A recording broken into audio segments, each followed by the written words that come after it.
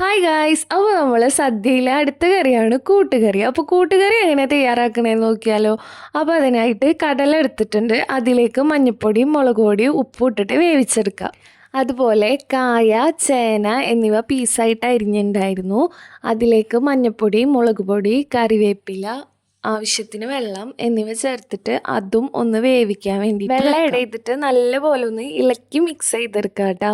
എന്നിട്ട് മൂടി വെച്ച് വേവിച്ചെടുക്കുക. അതുപോലെ മൂടി തുറന്ന് ഇടയ്ക്കൊന്ന് ഇളക്കി കൊടുക്കുക. അപ്പോൾ അതിൻ്റെ ഇടയിലൊന്ന് ഞാൻ തുറന്നു നോക്കിയിട്ടുണ്ടായിരുന്നു, അപ്പോൾ വെന്തിട്ടുണ്ടായിരുന്നില്ല കേട്ടോ. അതുപോലെ തന്നെ വെള്ളമൊക്കെ ഉണ്ടായിരുന്നു. പിന്നെ തുറന്നു നോക്കിയപ്പോൾ നല്ല പോലെ വെന്ത് ആ വെള്ളമൊക്കെ വറ്റി വന്നിട്ടുണ്ടായിരുന്നു. അപ്പോൾ കായും ചേനയും വെന്തതിലേക്ക് നമ്മളെ കടല വേവിച്ചതും കൂടിയും ആഡ് ചെയ്ത് കൊടുക്കുക കേട്ടോ.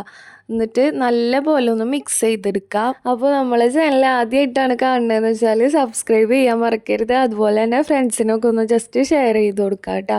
പിന്നെ ഓണം റെസിപ്പീസ് ഓൾറെഡി ചാനലിൽ അപ്ലോഡ് ആക്കിയിട്ടുണ്ട്, അപ്പോൾ അത് കാണാത്തവരാണെങ്കിൽ ജസ്റ്റ് അതും കൂടി ഒന്ന് പോയി നോക്കാം കേട്ടോ. അപ്പോൾ നമുക്ക് അടുത്തതായിട്ട് ഇതിലേക്ക് തേങ്ങ ആഡ് ചെയ്യണം. അപ്പോൾ അതിനായിട്ട് തേങ്ങ ഒന്ന് വറുത്തെടുക്കണം കേട്ടോ. വെളിച്ചെണ്ണ ഒന്ന് ചൂടായി വന്നതിന് ശേഷം ഉഴുന്നുപരിപ്പ് ഉണ്ടെങ്കിൽ ആഡ് ചെയ്ത് കൊടുക്കുക കേട്ടോ. ഞാൻ ആഡ് ചെയ്തിട്ടില്ല.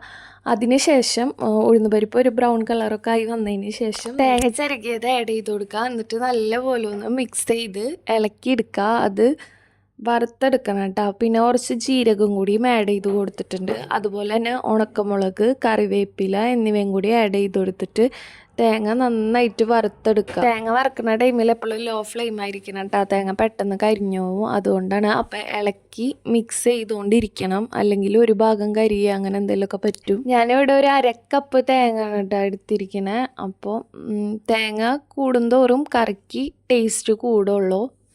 തേങ്ങയാണ് മെയിനായിട്ട് കൂട്ടുകറിക്ക് ടേസ്റ്റ് കൊടുക്കുന്നത്. അപ്പോൾ വറുത്തെടുത്ത തേങ്ങയിൽ ഒരു 3/4 ഭാഗം നമ്മൾ ഇതിൽ നിന്ന് എടുത്തിട്ട് അരച്ചെടുക്കാം മിക്സിയിൽ. പിന്നെ അതിലുള്ള കുറച്ച് തേങ്ങ ഒന്നും കൂടി നല്ല പോലെ ഒന്ന് വറുത്തെടുക്കുക കേട്ടോ.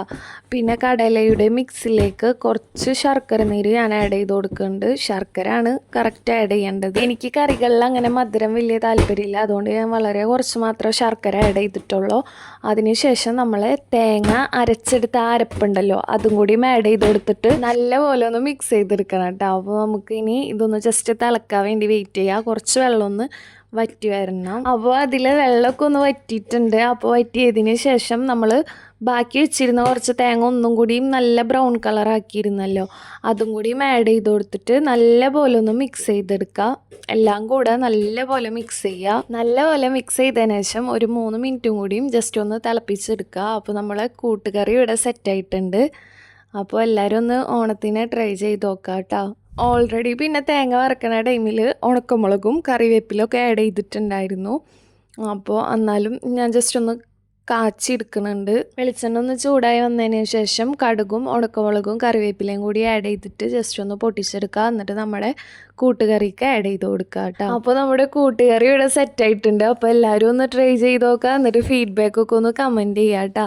പിന്നെ അതുപോലെ ചാനൽ സബ്സ്ക്രൈബ് ചെയ്യാണ്ടാണ് കാണണമെങ്കിൽ ജസ്റ്റ് ഒന്ന് സബ്സ്ക്രൈബ് ചെയ്യുക. അതുപോലെ തന്നെ ഫ്രണ്ട്സിനൊക്കെ ഒന്ന് ഷെയർ ചെയ്ത് കൊടുക്കുക കേട്ടോ. അപ്പോൾ ഇത്രയുള്ളൂ. Thanks for watching.